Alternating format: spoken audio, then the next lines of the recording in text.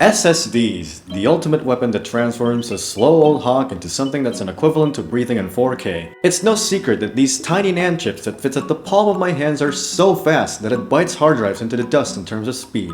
And surely, with a chip this small, some company must have made a small portable SSD, right? Scouring through Amazon, most major manufacturers like SanDisk are making one, but this isn't the size I'm looking for until I found it.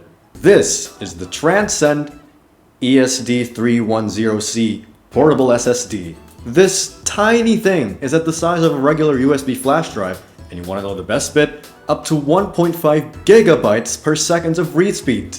You heard that right. Gigabytes. Not gigabits, gigabytes. And let me tell you, I absolutely love this thing. So the first thing that most of you want to know is, obviously, what's the price? Well, for a 512GB model, that'll set you back roughly $48. And whoa, that's pretty cheap when you compare it with the SanDisk. And you might think, well, I've never heard of Transcend. Well, from my experience, I can tell you that Transcend is a pretty reputable brand. They're primarily known for making SD cards and USB sticks.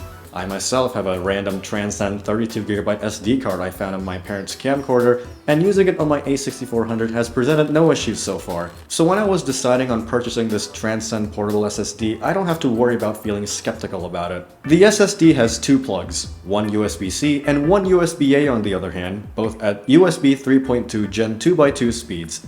The best thing about this? It just plugs straight in like a regular thumb drive, no stupid dangling cables whatsoever. The USB-C plug is also perfect for my MacBook as it just plugs straight in without any stupid dongles required. What do you use this for, you might ask? Two things: store files and occasional video editing. The reason I bought this is because my laptop storage is absolutely filled with important files and stuff that I'd rather have it on my laptop for easy access, such as assets for my videos, sound effects, documents, photos, videos, games, music, you name it. While I do have a 4TB server, I can't have it on at all times, and I can't access the important files if I'm not home. So how am I gonna edit more videos with this tiny space?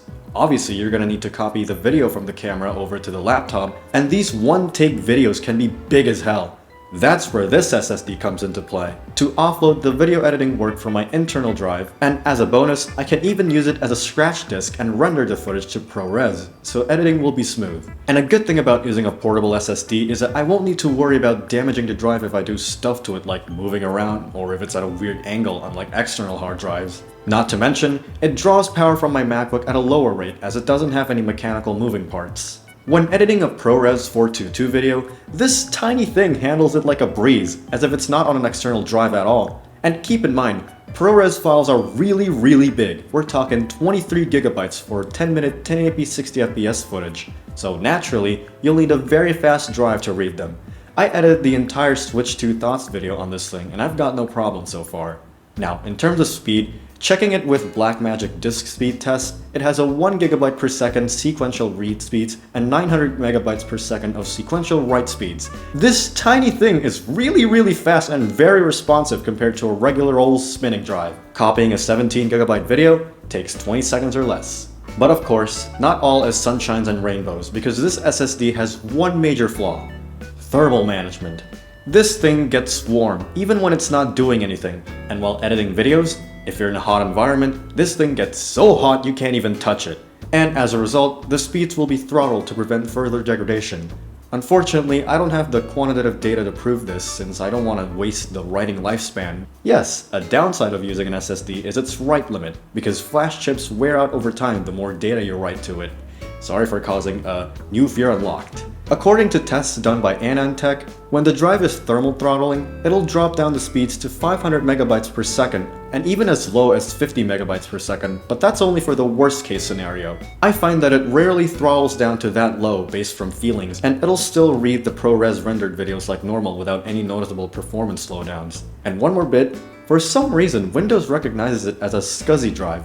Really odd. So yeah, this SSD has been a lifesaver for my video editing needs, and in terms of reliability and long-term usage, well, only time will tell.